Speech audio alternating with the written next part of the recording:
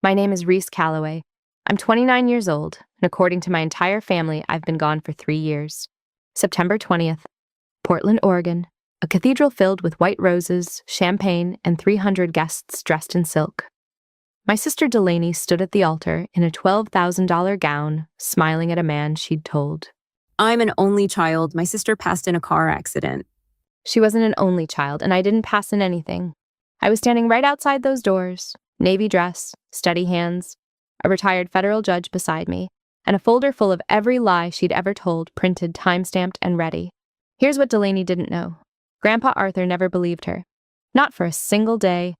He hired a private investigator before the memorial flowers had wilted. He found me alive within 48 hours. And for 3 years he waited. He watched. He planned. Because a judge knows that timing isn't just important. Timing is everything. And tonight, his timing was perfect. Before I tell you what happened next, please take a moment to like and subscribe, but only if you genuinely enjoy this story. Also, I'd love to know where you're watching from and what time it is there. Drop a comment below. Now let me take you back to where it all started. The Calloway family lived in Cherry Creek, Denver. If you know the neighborhood, you know the type. Manicured lawns, European SUVs in every driveway. Houses that look like they were built to impress people who would never be invited inside. My father, Gary Calloway, owned a chain of 4 car dealerships across the Front Range, Calloway Motors. You might have seen the billboards on I-25, Gary's face, white teeth pointing at a sedan. Calloway gets you moving. He made good money. He was also the quietest man in any room he walked into. Not the peaceful kind of quiet, the kind that comes from surrendering every opinion you ever had to the woman standing next to you. That woman was my mother, Nadine. Nadine Calloway ran our family the way a director runs a stage production. Every detail curated, every appearance managed. Christmas cards were shot by a professional photographer every November. Our outfits were coordinated 3 weeks in advance. She once made me retake a family photo 11 times because my smile looked forced. It was forced. Everything in that house was. Then there was Delaney, my older sister, 3 years ahead of me in age, a lifetime ahead of me in everything that mattered to our parents. Delaney was beautiful. I'll give her that. Blonde hair that fell in effortless waves, Nadine's bone structure, Gary's blue eyes. She walked into a room and people noticed. Teachers, coaches, boys, strangers at the grocery store. Nadine noticed most of all. She saw Delaney as her masterpiece, the daughter who would become everything Nadine had wanted to be. And then there was me, brown hair, brown eyes, quiet. The kind of girl who sat in the back of the classroom and read during recess while her sister held court by the swings. Nadine introduced us at dinner parties like this. This is Delaney, our little star, and this is Reese. No title, no description, just Reese. Like an afterthought someone stapled to the end of a sentence. The summer I turned 12, we moved into a new house. 5 bedrooms, 3-car garage, a backyard with a heated pool that Nadine had landscaped with Japanese maples. Delaney got the master guest suite on the 2nd floor. Corner room, 2 windows, a private balcony overlooking the garden. She was 15 and had more square footage than some studio apartments in downtown Denver. I got the room next to the laundry, smallest bedroom in the house. No window facing the yard, just a narrow rectangle of glass that looked directly into the neighbor's fence 4 feet away. The dryer ran every night. The vibration shook my desk. I did homework to the rhythm of tumbling towels for 6 years. Delaney needs space for her dance practice. Why, dito tinnikinyo? Nadine said when I asked why. You don't need much, Reese. You just read books. I asked for a new bookshelf. A real one with actual shelves that didn't sag in the middle. Nadine's eyebrows went up like I'd asked for a car. We just spent $40,000 converting the basement into Delaney's dance studio. We can't afford extras right now. That weekend I found scrap wood in the garage, plywood, 2x4s, a box of nails Gary had forgotten about. I watched a tutorial on our family computer, the one in the hallway that everyone could see, and I built my own bookshelf. It took me 3 days. It was crooked. The top shelf leaned slightly to the left. But it held my books, and I built it with my own hands, and no one helped me. Nadine walked past my room that Sunday. She glanced at the shelf. She didn't say a word. Not. Good job. Not. That's impressive for a 12-year-old. Nothing. She just kept walking toward Delaney's room where a professional carpenter was installing custom floating shelves for Delaney's trophy collection. The trophies were for dance, regional competitions mostly. Delaney was good, not great, not scholarship level, but good enough for Nadine to invest thousands every year in private lessons, costumes, travel fees, and competition entry costs. The basement studio alone had a sprung floor, floor-to-ceiling mirrors, and a Bluetooth speaker system that cost more than my entire bedroom furniture combined. I never complained. I want you to understand that. I didn't throw tantrums, I didn't slam doors. I just got quieter. 2 years later, I was 14. The Colorado State Science Fair. I'd spent 4 months on my project, a water filtration system built from recycled materials. My science teacher, Mr. Gannon, called it. I made it to the state finals. Then I won. First place. A plaque, a $500 scholarship, and an invitation to present at a regional STEM conference in Boulder. The awards ceremony was on a Saturday in April. I needed a parent to attend. It was required, they called it. The family recognition. You stood on stage with your parent, and they handed you the plaque together. I told Nadine 3 weeks in advance. I put the date on the kitchen calendar. I reminded her twice. The morning of the ceremony, Nadine was packing a suitcase. Where are you going?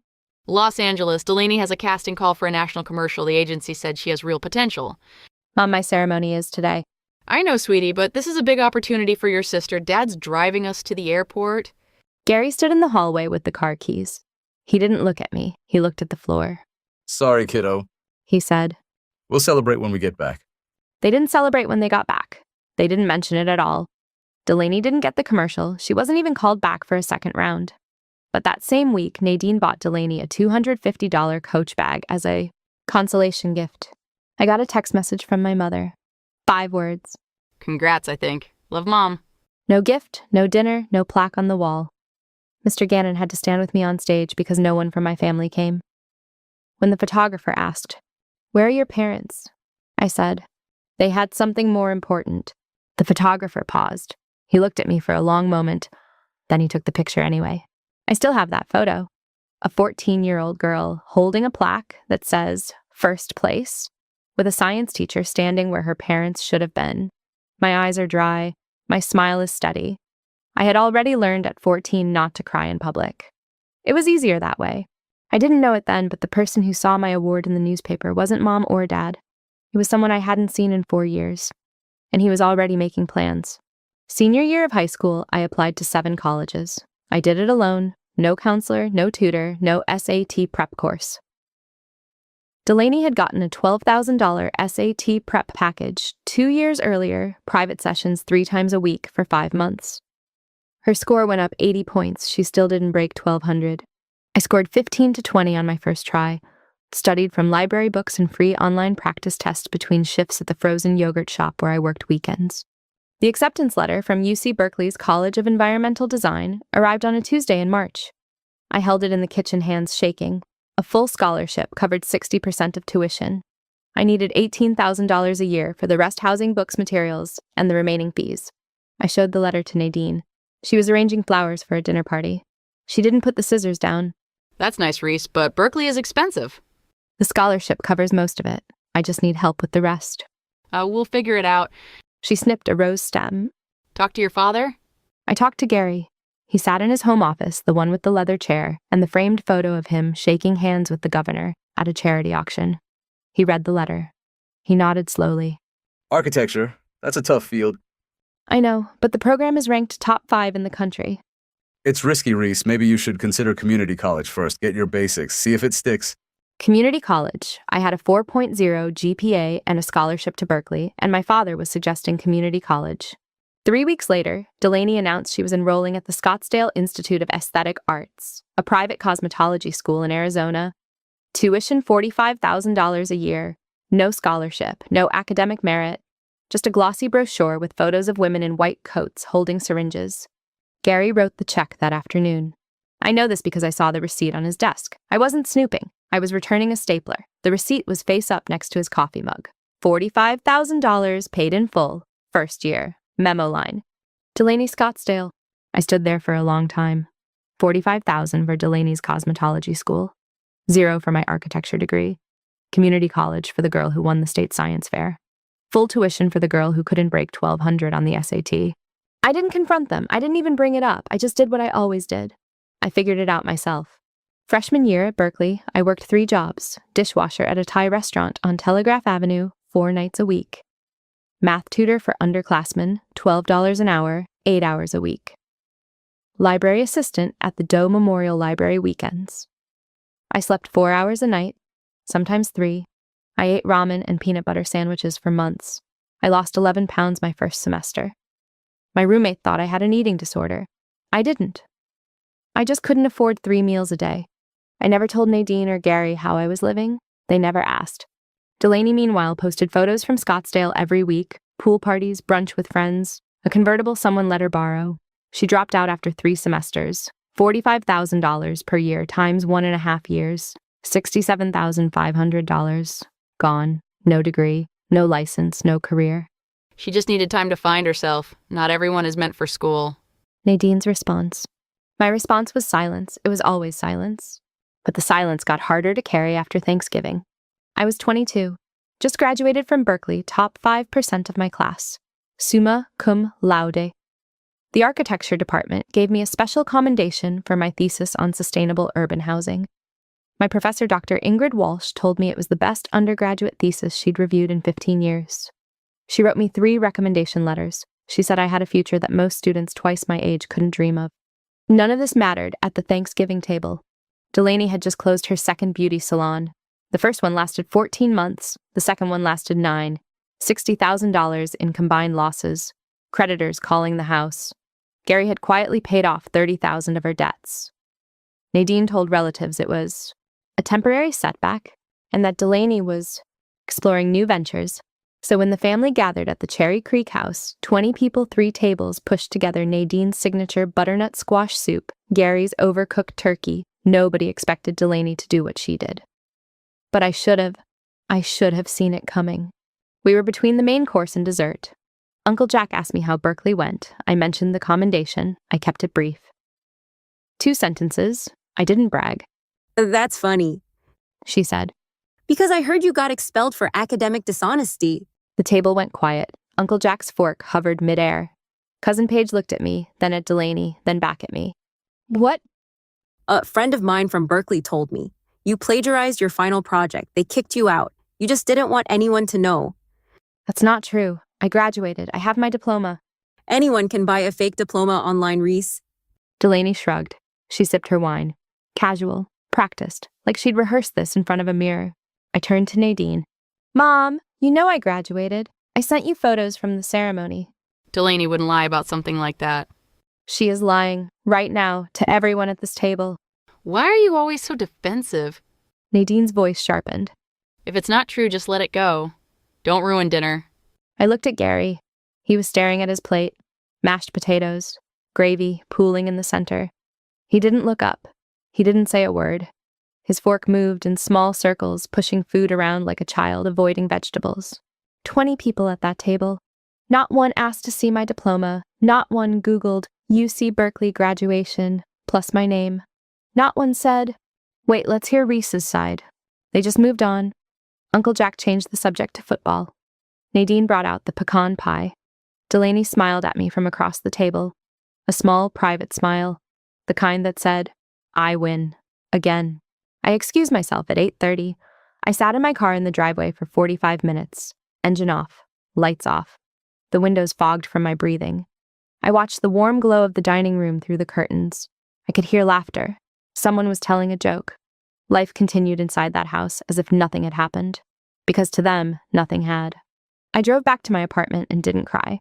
I was past crying. I was past anger. I was in that hollow space between the two where you realize that the people who were supposed to protect you are the ones you need protection from. The worst part wasn't the lie, it was that 20 people heard it and not a single one looked at me for confirmation. But Delaney's lies were just getting started. And the next one would be so much bigger than a college rumor. After Berkeley, I moved back to Denver. I had a plan. Work for 3 years at an established firm, build a portfolio, save enough to eventually start something of my own. I didn't tell my family the plan. They wouldn't have understood it. They wouldn't have cared. I got hired at Whitmore & Reeves, a mid-size architecture firm in Lodo. Starting salary, $58,000 a year. Not glamorous, not Delaney-level spending money. But it was mine, and I earned every cent of it. 3 months in, I was starting to breathe. I had a small apartment in Capitol Hill, a used Honda Accord with 147,000 miles on it, a coffee maker that worked half the time. A desk by the window where I sketched until 2 in the morning because I loved it, not because anyone told me to. Then the email arrived. It came on a Wednesday. My boss, Franklin Reeves, called me into his office at 9:15 in the morning. He closed the door. That was the first sign. Franklin never closed the door. Of course. He turned his monitor toward me. An email. Sent from an anonymous account, the kind you create in 2 minutes with a fake name and a burner address. The subject line read, "Regarding the integrity of your new hire's portfolio." The body was 3 paragraphs, detailed, specific, claiming that 2 of my portfolio designs, the ones I submitted during the interview process, were plagiarized from a former classmate at Berkeley. Attached were side-by-side comparisons, my designs on the left, someone else's on the right. The layouts were similar, but only because they were based on the same studio assignment. Every architecture student in that course produced variations on the same brief. It was like accusing someone of plagiarism because they wrote an essay about the same book. But the email didn't explain that, it just showed the images and let the implication do the work. "I didn't plagiarize anything," I said. "Those are studio assignments. Everyone in the class worked on the same project. I can show you my original files, timestamps, everything." My voice was steady, but my hands were not. Franklin studied me. He'd been in the industry for 30 years. He'd seen fraud. He'd also seen sabotage. After a long pause, he nodded. I spent that night pulling every original file from my Berkeley cloud drive. Timestamps, draft versions, professor feedback, peer review notes. I compiled a 40-page document proving every design was mine. Franklin reviewed it the next morning. He was satisfied. The matter was closed. But I wasn't satisfied, because I needed to know who sent that email. I hired an IT consultant, a friend of a friend, a cybersecurity specialist named Marco, who worked for a tech firm in Boulder. He charged me $300. It took him 4 hours. The email was sent from an IP address registered to a residential location in Cherry Creek, Denver. My parents' house. The login timestamp was 2:14 in the afternoon, on a Tuesday a day. I later confirmed Delaney was visiting Nadine for lunch. I sat with that information for 3 days. I turned it over in my mind like a stone. My sister had tried to destroy my career. Not with a rumor at a dinner table this time. With a targeted, deliberate, fabricated accusation sent directly to my employer. She wanted me fired. She wanted my reputation ruined. She wanted to take the one thing I had built entirely on my own and crush it. I called Delaney. She picked up on the second ring, cheerful, light. Hey, Reese, what's up? "Did you send an email to my firm claiming I plagiarized my portfolio?" A pause. 2 seconds. 3. Then a laugh. Soft, breathy, dismissive. Are you serious right now? Why would I waste my time on your little career? "Because the email was sent from Mom's house on a Tuesday afternoon when you were there." Another pause. Longer this time. You're paranoid, Reese. You've always been paranoid. Maybe that's why you don't have any friends. She hung up. I called Nadine. I told her what happened. I told her about the IP address. I told her about the timestamps. Nadine's response was 4 sentences. I remember every one of them. Stop accusing your sister. You've always been jealous of her. Delaney has better things to do than worry about your job, and frankly, so do I. I saved Marco's report. I saved the email. I saved the IP trace, the timestamps, the screenshots. I put them in a folder on my laptop labeled Insurance. I didn't know when I would need it, but something inside me, some instinct that had been sharpening itself for 25 years of living in that family, told me to keep everything. That instinct would save my life 3 years later. Not physically, but in every other way that matters. 2 weeks after the email incident, my phone rang at 9 in the evening. The caller ID showed a number I didn't recognize. An Aspen area code. "Reese, it's your grandfather." Arthur Calloway. I hadn't heard his voice in 4 years. Not since Nadine had gradually cut off contact between us, canceling visits. Forgetting to pass along messages telling me Grandpa was too tired or not feeling well when he was perfectly fine. I was 18 the last time I saw him. He'd come to my high school graduation, sat in the 3rd row, clapped louder than anyone. Nadine told him afterward. You're embarrassing us, Arthur. He told her, "The only embarrassment in this family is how you treat that girl." That was the last time he was invited to anything. Grandpa. My voice cracked. I hadn't expected that. I thought I was past cracking. "I read about your science award in the paper 5 years ago." He said. "I called your mother. She told me you didn't want to talk to me. I knew that was a lie, but I respected your space. I shouldn't have. That was my mistake. He told me he'd been tracking my progress through a friend, Dr. Ingrid Walsh, my thesis advisor at Berkeley. They'd known each other for decades. She'd been sending him updates, my grades, my commendation, my thesis, my job at Whitmore and Reeves. I know what your sister did at Thanksgiving. He said. Ingrid confirmed your graduation records herself. Summa cum laude, top 5%. Delaney lied in front of 20 people, and not one of them checked. I was silent. I didn't trust myself to speak. And I know about the email. He continued. Ingrid heard about it through the firm. She called me. She was furious. Grandpa. Listen to me, Reese. I'm 75 years old. I was a federal judge for 35 years. I've seen liars in courtrooms every day of my career. Your sister is the most natural liar I've ever encountered, and your parents are the most willing audience. He paused. I could hear wind through trees, the cabin near Aspen.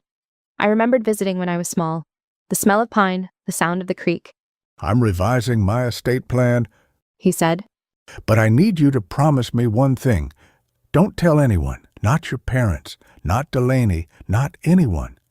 When the time comes, the truth will speak for itself.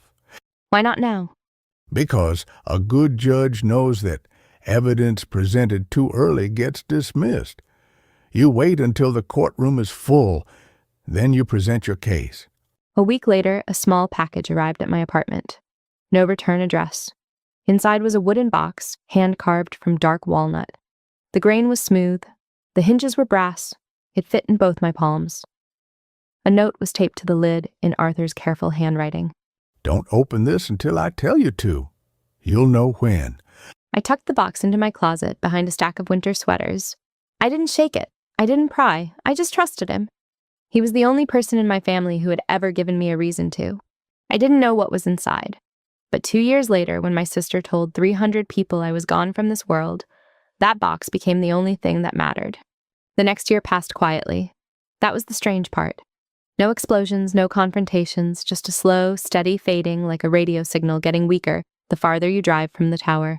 I turned 26. I'd been promoted to lead architect at Whitmore and Reeves. Salary $95,000 a year. I had my own office now. Small, barely bigger than a closet, but it had a door that closed and a window that faced the mountains. I could see the Rockies from my desk on clear mornings. That view was worth more to me than anything in the Cherry Creek house. I called Nadine once a month. Every call followed the same script. She'd answer on the third or fourth ring. The television would be on in the background. She'd talk for 4 minutes, sometimes 5. Delaney's new boyfriend, Delaney's new business idea, Delaney's new apartment that Gary was helping furnish. Then right before hanging up. Anything new with you, Reese? And before I could answer. Okay, well, I need to go. Delaney's calling on the other line. 4 minutes. That was my monthly allowance of motherhood. Gary was worse. He didn't call at all. If I called him, he'd pick up sounding startled, like he'd forgotten I existed. Oh, hey kiddo, everything good, good. Okay, talk soon. Talk soon meant talk never. I accepted it. Not because it didn't hurt. It did the way a bruise hurts when you stop pressing on it, but it's still there yellow and tender under the skin. I accepted it because fighting for their attention had never worked. Not once in 26 years. So I stopped fighting. I stopped calling every month. I let the gaps stretch. 1 month, 2 months, 3. Nobody noticed. Then came January, the 3rd day of January, a Wednesday. I remember because I had a client meeting at 10 in the morning and I was reviewing floor plans at my desk when I tried calling Nadine.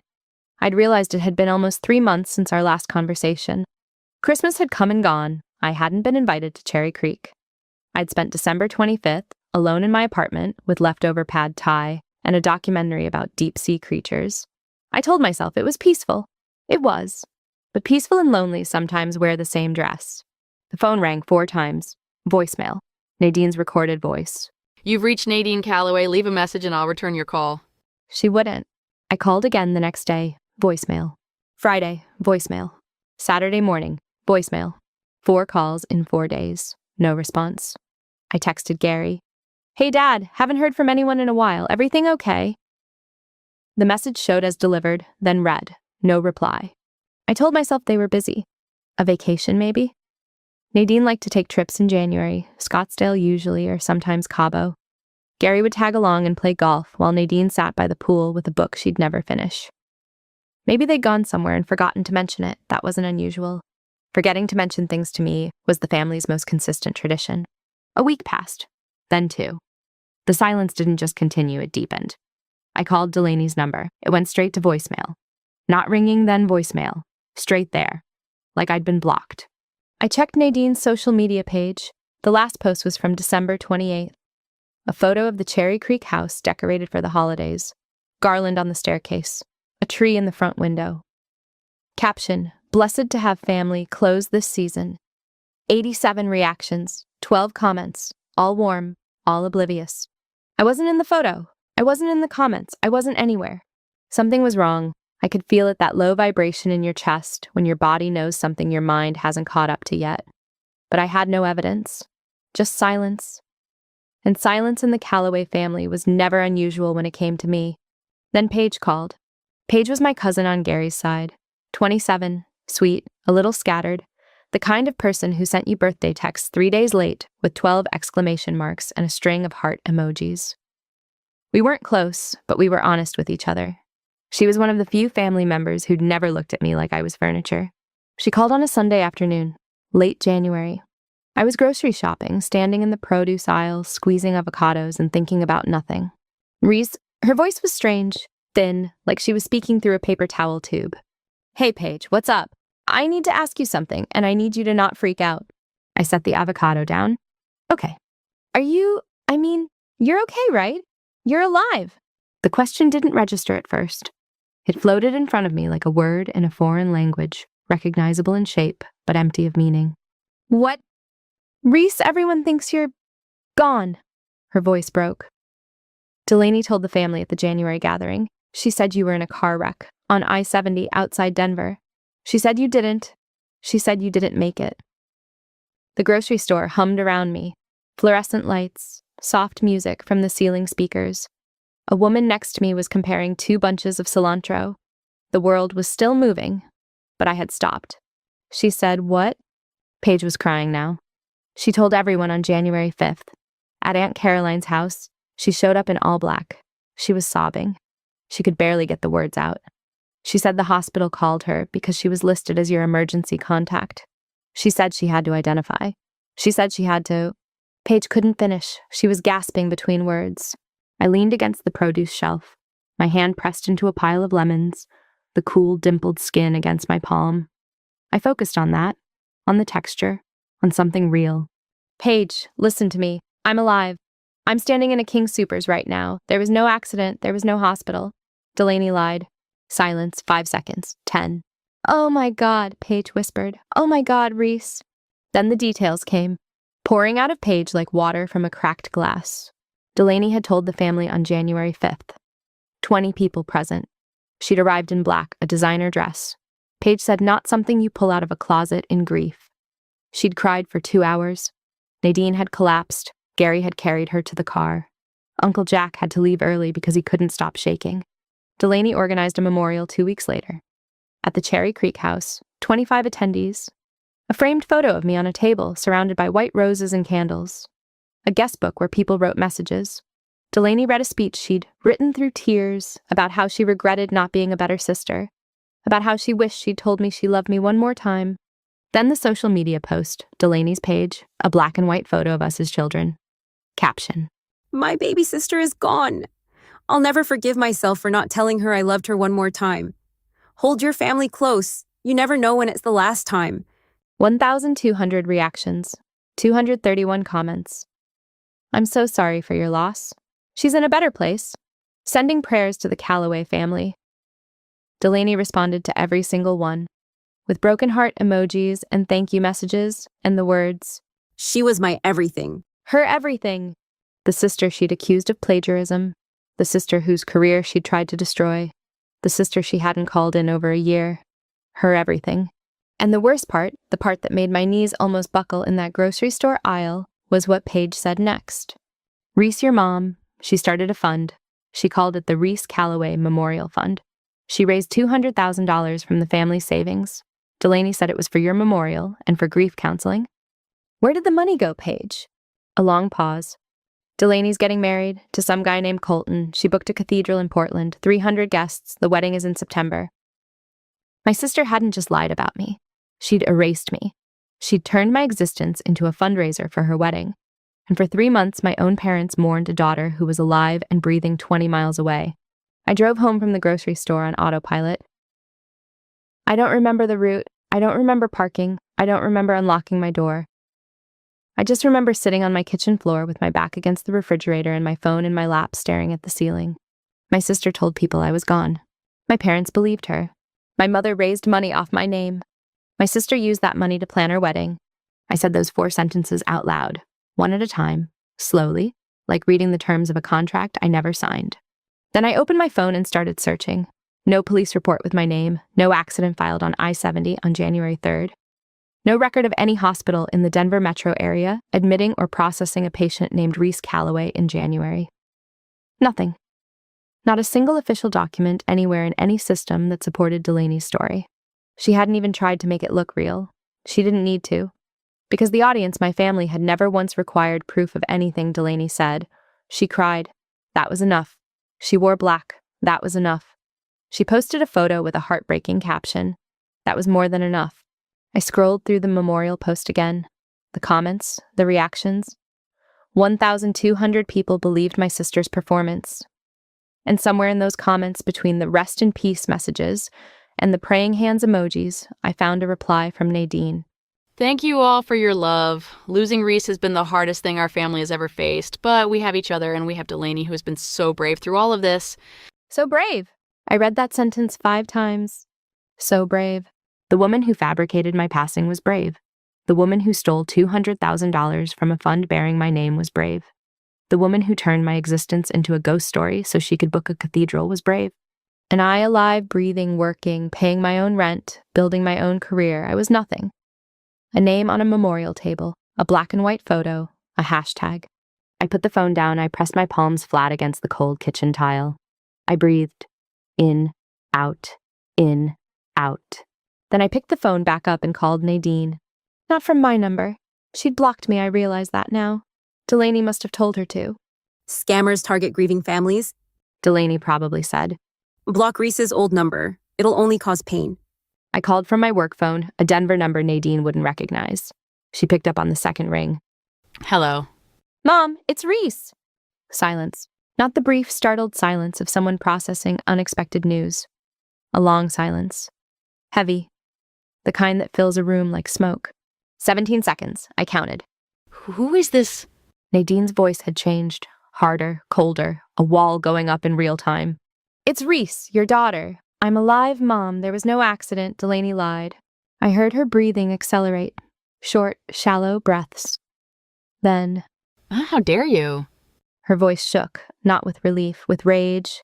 Oh, how dare you impersonate my daughter? Do you have any idea what this family has been through? Mom, listen to me. Delaney warned me this might happen. She said, people do this, scammers, predators who target grieving families. You should be ashamed of yourself. Mom, call the Denver police. Ask them about a car accident on I-70 on January 3rd. Ask them for a report. There isn't one. There was never one. Stop. She was screaming now. I'd never heard Nadine scream. In 26 years, she had never raised her voice above a sharp whisper. But she was screaming now, for Delaney's lie, not for me. Don't you ever call this number again. My daughter is gone and you are sick. The line went dead. I stared at the phone. The call duration read 1 minute and 12 seconds. 72 seconds. That's how long it took for my mother to choose my sister's fiction over my reality. To choose a lie that cost nothing to verify over the voice of the child she carried for 9 months. I called Gary. Hello. He answered on the 5th ring. His voice was cautious. Dad, it's Reese. A pause, but different from Nadine's. Gary's silence had texture. I could hear something moving behind it, something struggling. Reese. A whisper, barely audible. I'm alive, Dad. There was no accident. Delaney made it up. All of it. A longer pause. I could hear the television in the background. A game show. Applause. Someone winning something. Delaney said, she showed us a police report. There is no police report. Call the Denver police yourself.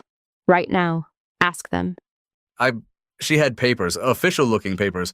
She fabricated them, Dad, the same way she fabricated the email that almost got me fired, the same way she fabricated the story about me being expelled from Berkeley. She lies. It's what she does. It's what she's always done. I could hear him breathing, heavy, ragged, the breathing of a man standing at the edge of something he didn't want to look down into. I need to talk to your mother. He said, Dad, don't talk to Mom. Talk to the police. Verify it yourself. I'll call you back. He didn't call back. Not that day, not that week, not that month. Gary Calloway, owner of 4 car dealerships, a man who negotiated business deals every day of his life, could not bring himself to make one phone call to the Denver Police Department to find out if his daughter was alive, because knowing the truth would mean confronting Delaney, and confronting Delaney would mean confronting Nadine, and confronting Nadine was something Gary Calloway had never done. Not once. Not in 33 years of marriage. I sat on that kitchen floor for 4 hours, from 2 in the afternoon until 6 in the evening. The light moved across the tiles, gold, then amber, then gray, then dark. I didn't turn on the lamp. I didn't eat. I didn't move. Something had broken inside me. Not cracked, not bent. Broken. The kind of break that doesn't make noise. The kind that happens in the deep architecture of who you are, the load-bearing wall that holds up everything you believed about your family. My mother would rather believe I was gone than believe Delaney could lie. My father would rather live in silence than pick up a phone. That was the moment I stopped being their daughter. Not legally, not dramatically. Just quietly, the way a river changes course after a storm. The water doesn't announce it, it just goes somewhere else. At 6:15, I picked up my phone and called Arthur. Reese. He answered on the first ring, like he'd been waiting. Grandpa. My voice was flat, empty. She told them I was gone. I know. His voice was steady, calm. The voice of a man who had spent 35 years presiding over cases where truth was the only currency that mattered. I've known since January 7th, 2 days after she told the family. I hired a private investigator that morning. His name is Dawson, ex-FBI. He confirmed you were alive within 48 hours. You knew for 3 months and didn't tell me. I needed you to find out on your own. If I had told you, you would have confronted them immediately, and they would have found a way to twist it, to make you the villain. Delaney is very good at that. He was right. I hated that he was right. What do I do now? I asked. Now, Arthur said, you opened the box. The walnut box, in my closet, behind the winter sweaters, untouched for 2 years. I walked to the bedroom, pulled it out. The wood was smooth and cool under my fingers. The brass hinges caught the light from the hallway. I opened it. Inside, a brass key, small and old, with a tag that read, First National Bank, Aspen Box, 714. A handwritten letter on cream stationery, folded twice, and a copy of a legal document, yellowed at the edges, notarized, dated 17 years ago. The letter was from my grandmother, Vivian Calloway. She had been gone since I was 10. I barely remembered her face, but I remembered her hands, warm, soft, always smelling of lavender and sugar cookies. The first line read, My dearest Reese, if you are reading this, then Arthur has decided the time has come. I read the rest through tears I didn't know I had left, and everything I thought I knew about my family was wrong. Vivian's letter was 2 pages long. Her handwriting was careful, deliberate, the kind of penmanship they taught in schools that no longer exist. Every letter formed with intention. Every word chosen the way a jeweler chooses a setting. My dearest Reese, if you are reading this, then Arthur has decided the time has come. I want you to know that I saw you. From the very beginning I saw you. Not the quiet girl they tried to make you into. The real you. The one who built things with her hands and solved problems no one else could see. The one who never asked for applause but deserved a standing ovation. She wrote about the trust. A Calloway family trust established in 1998, 7 years before I was born. Vivian had quietly redirected a portion of the family's investment portfolio into a separate account. She did it without telling Gary, without telling Nadine, without telling anyone except Arthur and the estate attorney who managed the documents. Your father is a good man in small ways and a weak man in the ways that matter. He will always choose the path of least resistance. And in this family, that path runs directly through Nadine. I knew even before you were born that any child who didn't fit Nadine's image of perfection would be overlooked. I prepared for that. This trust is my preparation. The account held $1.2 million. I read that number 3 times, sat on the edge of my bed with the letter trembling in my hands, and read it again. $1.2 million, sitting in a vault in Aspen for 17 years. Waiting for me. The key opened safety deposit box 714 at First National Bank of Aspen. Inside that box was the original notarized trust document, a portfolio summary, and a sealed envelope containing Vivian's instructions for how the money should be used. Use it to build something, Reese, not to impress anyone, not to prove anything to your parents. Build something because you can, because you were always the builder in this family. The rest of them just moved into rooms other people made. I drove to Aspen the following Saturday. Arthur met me at the bank. He was thinner than I remembered, 78 years old. His hair had gone completely white, but his eyes were the same sharp, clear the eyes of a man who had spent decades separating truth from performance. We sat in the bank's private room, the trust documents spread across the mahogany table. Arthur walked me through everything, the account structure, the investment history, the growth over 17 years. Vivian had started with $400,000. Compound interest and Arthur's careful management had tripled it. Your grandmother was the smartest person I ever knew. Arthur said. Smarter than me, smarter than any lawyer who ever stood in my courtroom. She saw the future of this family before anyone else did, and she built you a safety net before you even learned to walk. I signed the transfer documents. The money moved into my name, $1.2 million, mine, not Gary's, not Nadine's, not Delaney's, mine. I didn't spend $1 for 3 months. I let it sit there while I made a plan, a real plan. The kind of plan you make when you've been underestimated your entire life and you finally have the resources to prove everyone wrong, not for their sake, but for yours. In June, I resigned from Whitmore and Reeves. Franklin shook my hand and told me I was making a mistake. 6 months later, he'd call me to ask if I was hiring. I founded Callaway Design Studio, registered in Colorado. Office space on Wincoop Street in Lodo, a converted warehouse with exposed brick 14-foot ceilings and floor-to-ceiling windows facing Union Station. I used $300,000 of the trust for startup costs. The rest stayed invested. The first year was brutal. I won't pretend otherwise. 3 clients, 2 residential projects, and a small commercial renovation for a coffee shop in Rhino. Revenue, $180,000. Expenses, $210,000. I operated at a loss and paid myself $42,000, less than half of what I'd earned at Whitmore and Reeves. But the work was mine.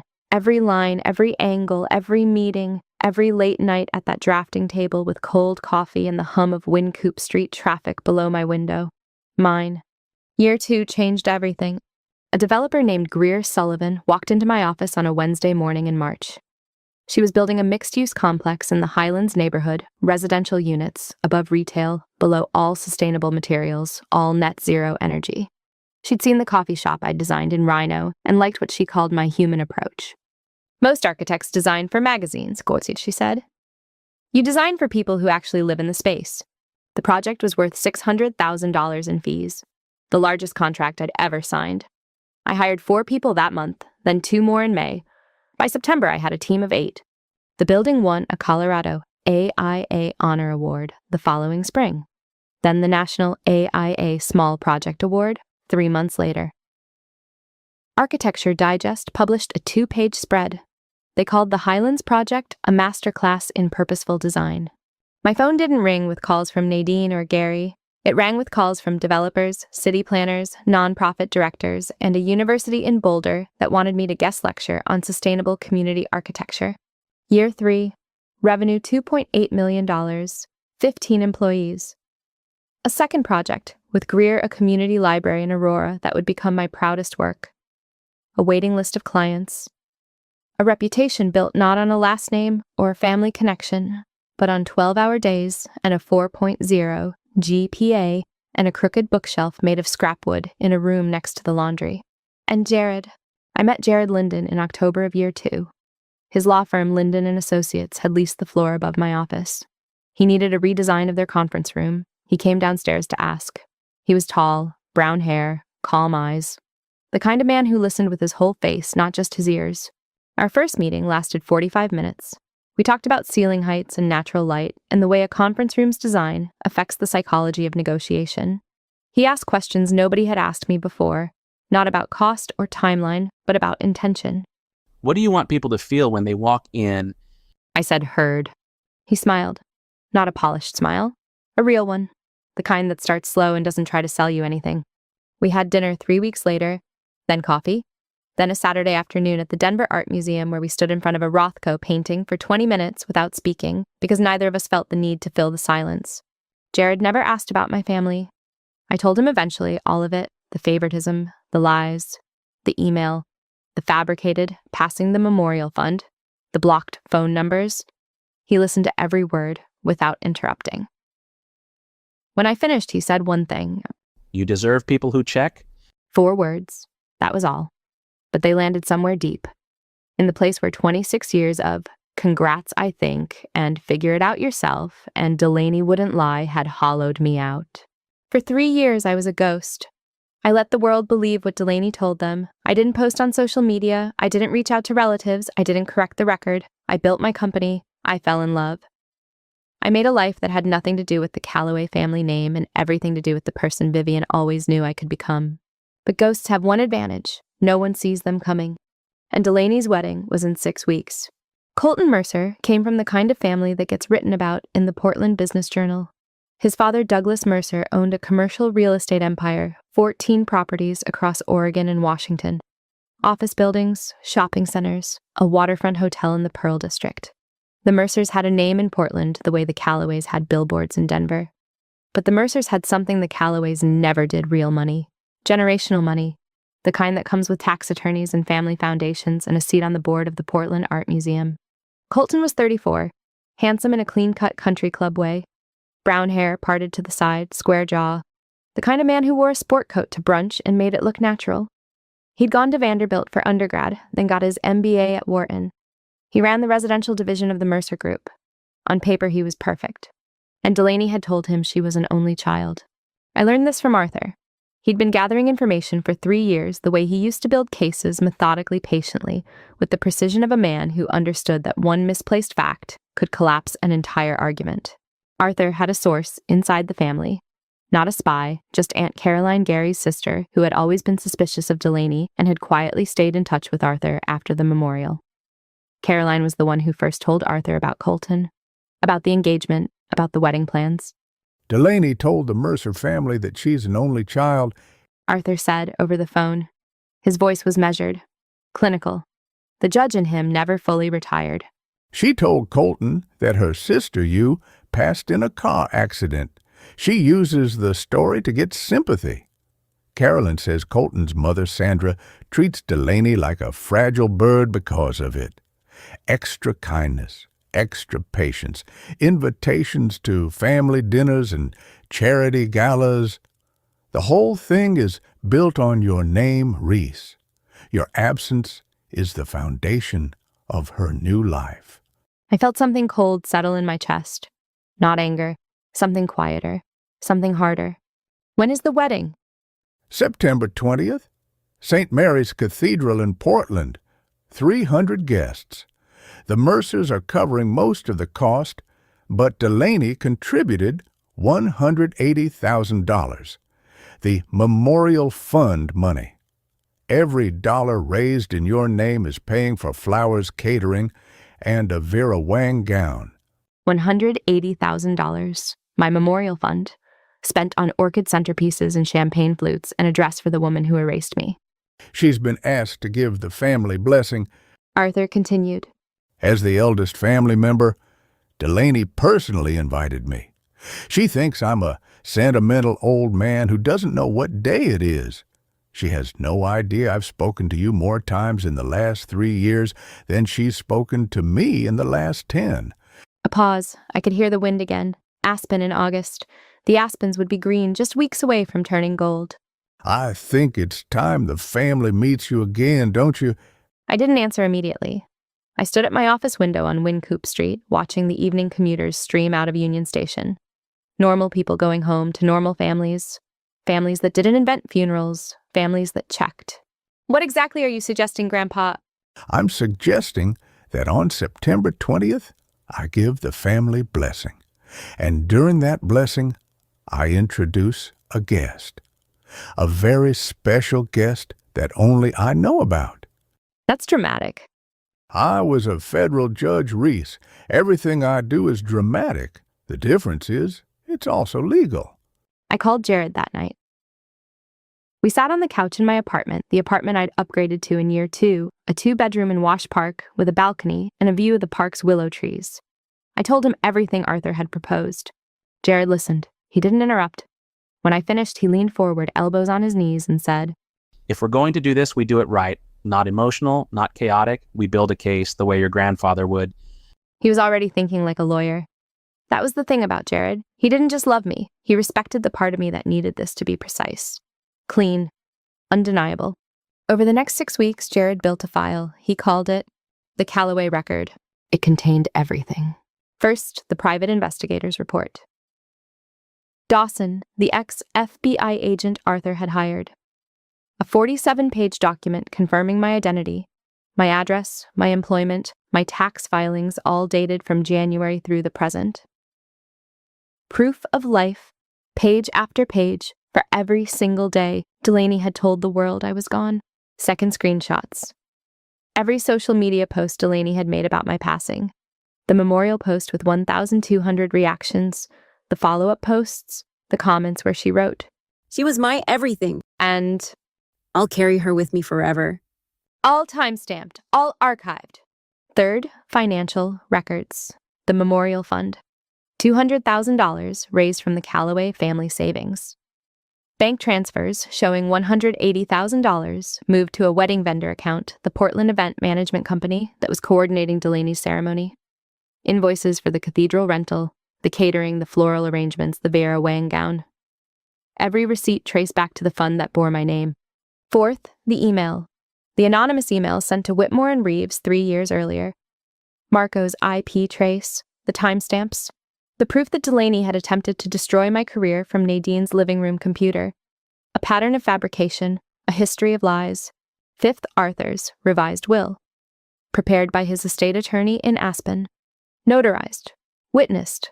Legally airtight. The Aspen cabin appraised at $3.5 million. The art collection, 19 pieces, valued at $800,000. The investment portfolio, $1.7 million. All of it. Every asset Arthur Calloway possessed. Left to one person. Reese Calloway. Delaney Calloway, nothing. Nadine Calloway, nothing. Gary Calloway, nothing. Arthur had attached a handwritten note to the will. 3 sentences. A family that mourns someone without checking if they're alive doesn't deserve inheritance. It deserves the truth, and the truth is expensive. Jared organized everything into a presentation. Clean, professional. Slides designed to be projected because St. Mary's Cathedral had a projector system. The same system Delaney had arranged for her wedding slideshow childhood photos, engagement photos, a curated timeline of her love story with Colton. The projector was already set up. The screen was already in place. All Jared had to do was swap one flash drive for another. I asked Jared once late at night 2 weeks before the wedding, "Am I doing the right thing?" He looked at me for a long time, then he said, Your sister told 300 people you were gone. She used your name to fund her wedding. She told the man she's about to marry that you don't exist. And your parents, the people who are supposed to love you, never once called the police to verify. He took my hand. You're not ruining her wedding, Reese. She ruined it herself 3 years ago. You're just showing up. September 20th. 300 guests. A bride in a $12,000 dress standing at the altar of a cathedral paid for with a fund named after the sister she erased. And one ghost who was about to become very, very real. September 20th. Portland, Oregon. 67 degrees. Clear sky. The kind of autumn afternoon that makes everything look like a painting. Golden light. Long shadows, leaves just beginning to turn. St. Mary's Cathedral sat on a tree-lined block in northwest Portland. Gothic arches, stained glass, a bell tower that caught the late afternoon sun and held it. The kind of church people choose when they want their wedding to look like a movie. I arrived at 4:30. The ceremony was set for 5. I parked 3 blocks away, a side street lined with craftsman bungalows and old oak trees. Jared sat beside me in the passenger seat. He wore a charcoal suit. I wore a navy dress, simple-fitted, no jewelry, except my grandmother's pearl earring studs. Vivian's. Arthur had given them to me the week before. She wore these on her wedding day. He said. Wear them on the day you take your life back. My hands were steady, my heartbeat was not. Arthur was already inside. He'd arrived an hour early the way he always did, a habit from his years on the bench. A judge who arrives late has already lost the courtroom, He used to say. He had the flash drive in his jacket pocket. Jared had tested it twice at the hotel that morning. Every slide loaded, every document clear, every timestamp visible from the back row. My phone buzzed. A text from Arthur. Projector confirmed. Slideshow queued. I'm seated in the front row. Delaney just arrived. She looks nervous. She should be. I closed my eyes. Breathed in. Breathed out. Ready? Jared asked. No, I said. But I'm going anyway. We walked to the cathedral. The front entrance was open double doors, dark wood iron handles worn smooth by 100 years of hands. I could hear music from inside. A string quartet. Pachelbel's canon. The same piece every bride chooses when she wants to feel like she's in a fairy tale. I stood at the threshold. Through the doors I could see them. 300 guests arranged in polished oak pews. White roses lining the aisle. Candles everywhere, tall, thin, flickering. The cathedral's stained glass threw colored light across the stone floor. Blue, gold, red. It was beautiful. I'll give Delaney that. She always knew how to set a stage. Delaney stood at the altar. The Vera Wang gown was ivory off-shoulder, a cathedral-length train pooling behind her like spilled milk. Her hair was pinned up with small white flowers woven through the curls. She was radiant. She was also standing in a dress paid for by a fund named after the sister she claimed was gone. Colton stood beside her, gray suit, white boutonniere. He looked the way grooms always look, half terrified, half in love. He had no idea. About me, about the fund, about the fact that the woman he was about to marry had built their entire relationship on a fabrication. The officiant had just finished the opening prayer. The guests were seated. The air smelled of roses and candle wax and the particular stillness of a room holding its breath. Then Arthur stood. He rose slowly from the front pew. 78 years old, silver hair combed back. A dark navy suit, the same one he wore on his last day on the federal bench. He used a cane now, but he held it the way a general holds a sword. Not for support, for authority. The officiant paused. Mr. Calloway, I believe you're giving the family blessing. I am. Arthur said. He walked to the lectern. Every step deliberate, every step heard. The cathedral had the kind of acoustics that turned a footstep into an announcement. He adjusted the microphone, looked out at 300 faces, took his time. I've been asked to give the family blessing tonight. He began.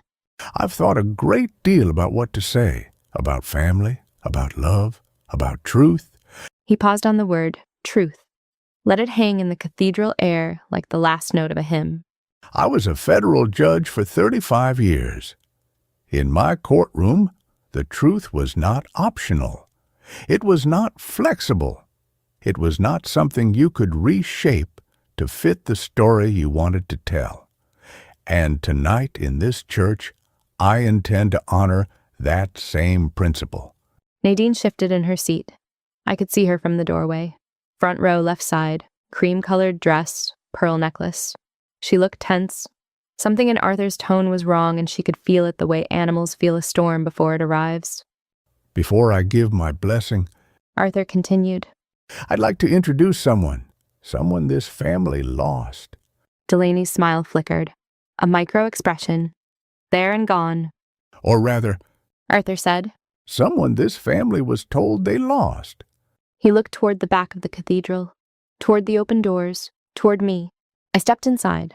The heels of my shoes met the stone floor. The sound echoed. In a room that large, that quiet, a single footstep sounds like a heartbeat. I walked down the center aisle, slowly. Not because I was savoring it, because my legs were shaking and I needed every ounce of control I had to keep them moving. 300 heads turned. 300 pairs of eyes found me. Whispers rippled through the pews like wind through wheat. Some faces were confused. Some were curious.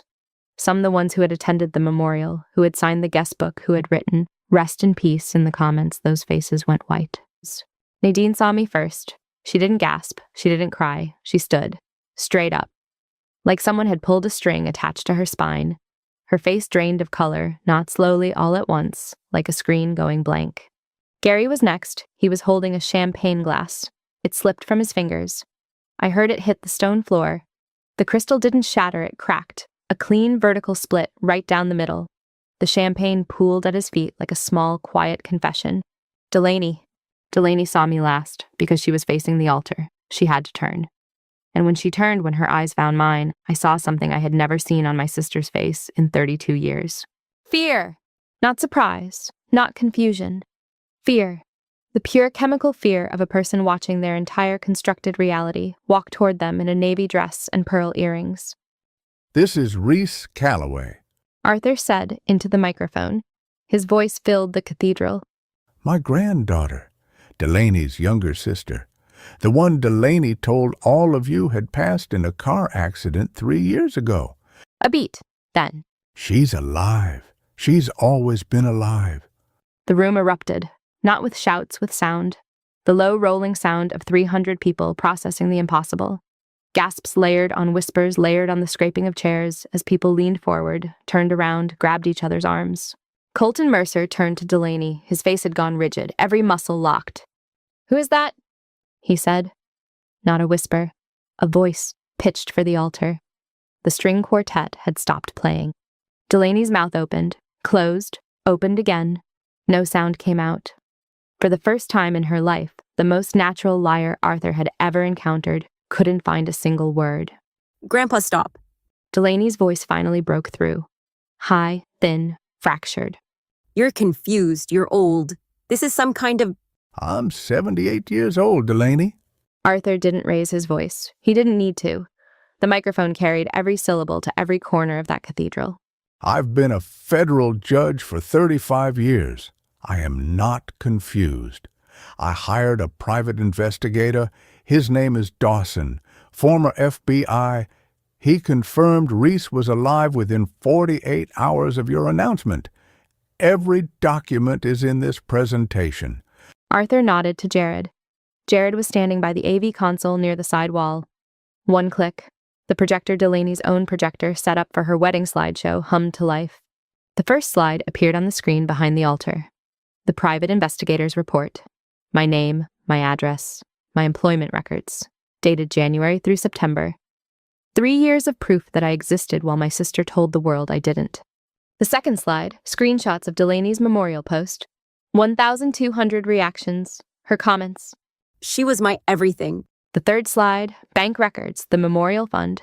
$200,000, transfers to the wedding vendor, invoices, the cathedral rental, the catering, the Vera Wang gown. The fourth slide, the anonymous email sent to Whitmore and Reeves, the IP trace, Nadine's house, Delaney's visit. A pattern of fabrication stretching back years. 300 guests stared at the screen. The evidence was clean, professional, undeniable. The kind of case a retired federal judge builds when he has 3 years and nothing but the truth on his side. Nadine pushed through the pew. She stumbled toward me, mascara running, hands reaching. Reese, baby, I didn't know. I believed her. I'm so sorry. I looked at my mother, the woman who hung up on me, the woman who called me a scammer, the woman who chose a lie over a phone call. You didn't call the police, I said. My voice didn't shake. You didn't check. You didn't even try. I called you Mom. I told you I was alive, and you hung up on me. You chose her lie over my life. Nadine crumpled. There is no other word for it. Her knees buckled. Gary caught her. He was crying silent, helpless tears. The tears of a man who had spent 33 years avoiding the truth and had just watched it projected onto a 40-foot screen. Colton's voice cut through the noise. Delaney. Flat. Cold. The voice of a man reassembling everything he thought he knew. Is this true? You told me you were an only child. You told me your sister was gone. Delaney said nothing. Her bouquet trembled in her hands, white orchids shaking like leaves in a wind only she could feel. Sandra Mercer stood, Colton's mother, 60 years old, silver hair. A woman who had built a real estate empire beside her husband and could smell a bad investment from across the room. She picked up her clutch, straightened her jacket, looked at her son. We need to leave now. I didn't shout, I didn't cry, I didn't point fingers or deliver a monologue. I just stood in that aisle and said the only thing that mattered. I didn't come here for revenge. I came here because 300 people deserve to know the truth. And because the man who's about to marry my sister deserves to know who she really is. Colton walked out, then Sandra, then Douglas, then 14 of their guests' friends of the Mercer family who had driven from Seattle and San Francisco, and Bend for a wedding that no longer existed. Delaney stood at the altar, alone, in her $12,000 dress, surrounded by white roses and empty chairs and the echo of a truth that had taken 3 years to arrive. And Grandpa Arthur wasn't done. Arthur stepped back to the lectern. The cathedral was half empty now. Guests were leaving in clusters, some quickly coats grabbed heels, clicking on stone car doors, slamming outside. Others stayed frozen in their pews, watching, unable to look away from the wreckage unfolding at the altar. One more thing. Arthur said. His voice hadn't wavered once, not during the reveal, not during the slides, not now. 35 years on the bench had taught him that the most important sentence in a verdict is always the last one. I have revised my estate plan. My attorney in Aspen has the documents. They've been notarized, witnessed, and filed. The entirety of my estate, the Aspen property, the art collection, the investment accounts, all of it, goes to Reese Calloway, my granddaughter, the one this family tried to erase. He looked at Delaney, then at Nadine, then at Gary. You mourned a living woman for 3 years and never once verified if she was actually gone. A single phone call to the Denver Police Department would have told you everything. You didn't make that call, not because you couldn't, because you didn't want to, because Delaney's version was easier, cleaner, more convenient. And in this family, convenience has always mattered more than truth. Arthur turned off the microphone, set it on the lectern, picked up his cane, and walked down the aisle toward me. He took my arm. We walked out together. Jared followed. The cathedral doors closed behind us. The last thing I heard was Nadine's voice, not words, just sound. A low, broken wail that echoed off the stone walls and followed us into the parking lot like a ghost that belonged to someone else. The aftermath arrived the way Arthur said it would, not all at once, but in waves, each one carrying a different piece of wreckage to shore. Colton filed for separation of the engagement within 72 hours. His attorney sent Delaney a formal letter requesting the return of the Mercer family heirloom ring, a 3-carat emerald-cut diamond that had belonged to Sandra's mother. Delaney returned it without a fight. She had no fight left. The Mercer family severed all contact. Douglas Mercer released a brief statement through his company's public relations team, not naming Delaney directly, but referencing a personal matter involving misrepresentation, and affirming the family's commitment to integrity in all relationships. In Portland's business community, where the Mercer name carried the weight of a century, that single paragraph was a door slamming shut. The wedding vendors pursued Delaney for the remaining balance. The cathedral, the caterer, the florist, the string quartet, the event management company that had coordinated everything. $180,000 in contracts. Delaney had no income. The salon where she'd been working, a boutique spa in Cherry Creek, terminated her employment within 2 weeks. The owner cited concerns regarding moral character and public trust. The social media posts had resurfaced. Screenshots of the memorial, screenshots of the fund, screenshots of Delaney's comments, "She was my everything," placed beside the slides Jared had projected at the cathedral. The internet has a longer memory than anyone plans for. Nadine called me 37 times in the first 2 weeks. I didn't answer. Not once. She left voicemails, some crying, some angry, some bargaining. You don't understand what it was like for me. Delaney was so convincing. I'm your mother, Reese. You can't just shut me out. Please call me back. I listened to each voicemail once, then I deleted it. Not out of cruelty, out of clarity. I had spent 26 years listening to Nadine's voice tell me I wasn't enough. I wasn't going to spend the next 26 listening to it tell me she was sorry. After 2 weeks, I sent one text message. 12 words. "You mourned me for 3 years and never once checked. That's enough." She didn't reply. I think for the first time, Nadine Calloway had nothing left to say. Gary was different. Gary didn't call. He didn't text. He didn't send a voicemail or a letter or a message through a relative. For 3 months after the wedding, there was nothing. Silence. The same silence he'd given me my entire life, only now it had a different texture. Before his silence was neglect. Now it was shame. Then on a Tuesday in December, the week before Christmas, I came home from the office to find a man sitting on the front steps of my building. Gray coat, no hat, hands in his pockets. He looked smaller than I remembered. Older, his hair had gone fully silver. The billboards on I-25 still showed his face white teeth pointing at sedans. But the man on my steps looked nothing like that man. He looked like someone who had finally run out of rooms to hide in. Reese! Dad. He stood. His knees cracked, his eyes were red. Not freshly red, the deep, weathered red of someone who has been crying in private for months. I should have checked. He said. His voice broke on the word checked. I should have called the police. I should have driven to your apartment. I should have done anything other than what I did, which was nothing. He wiped his face with the back of his hand. I should have been your father. I wasn't. I was Nadine's husband. That's all I was. For 33 years, that's all I let myself be. I stood there in the December cold. Denver in winter. The air tasted like pine and exhaust and the particular sharpness that comes before snow.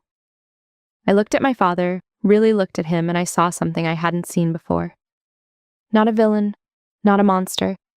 Just a weak man who had chosen the easy path every single day of his life, until the easy path led him to a cathedral where his daughter rose from a fabricated grave. You still can be, I said. But it starts with accountability, not just words, therapy, family counseling, real work, not a speech on my doorstep. He nodded. He didn't argue. He didn't make excuses. He just nodded. And Nadine and Delaney, I said. Not yet. Maybe someday. Maybe not. That's my decision, not yours. I understand. Do you? Because for 33 years, you understood whatever Nadine told you to understand. He flinched, but he didn't leave. He stood there and took it. And for the first time in my life, my father felt present. Flawed and broken and decades too late, but present. I agreed to meet him once a month. Dinner at a neutral restaurant. No Nadine, no Delaney, just us, with the condition that he enroll in individual therapy within 30 days. He enrolled within a week. We're 4 dinners in now. They're awkward. Long pauses, fumbled conversations. He asks about my work. I tell him about the Aurora Library project. He asks about Jared. I tell him we're engaged. He cried when I said that, not the performative crying Nadine had perfected. Real tears, the kind that come from a place so deep they surprise even the person shedding them. Arthur moved to Denver in October. He sold the Aspen cabin not to a stranger, to a conservation trust that will preserve the land and the structure as a mountain retreat for underserved youth. Vivian would have loved that. The art collection went to the Denver Art Museum, a permanent loan with a plaque, the Vivian Calloway Collection, for the builders. Arthur lives 12 minutes from my apartment now. We have dinner every Wednesday. He makes pasta the same recipe Vivian taught him 50 years ago. We eat at a small kitchen table and talk about cases he tried in the 1980s, about buildings I'm designing, about Jared's latest pro bono case. Sometimes we don't talk at all. We just sit there. 2 Callaways who chose truth over comfort. That's enough. I started seeing a therapist in January. Not because I was falling apart, because I wanted to understand the architecture of what had been built inside me. 29 years of being overlooked leaves grooves in the way you think about yourself. Grooves that tell you to stay small, stay quiet, stay grateful for crumbs. My therapist calls them survival patterns. I call them the blueprints someone else drew for a building I never agreed to live in. I'm redrawing them now. Jared proposed on a Saturday morning in November. No cathedral, no 300 guests, no projector. Just the 2 of us on the balcony of our Wash Park apartment, coffee in hand, the sun coming up over the park's willow trees. He said 4 words. I'm ready to build something. I said yes before he finished the question. Vivian would have understood. Family is built not born, choice not blood, and you can forgive someone for your own peace while still keeping them out of your life. That's not cruelty. That's architecture. You design the life you deserve, then you protect it. Thank you so much for staying with me until the end. If this story resonated with you, please hit that like button and subscribe. I'd love to hear from you. Have you ever had to set a boundary with family? How did it change your life? Drop your thoughts in the comments, and if you want more stories like this, check out the video in the description.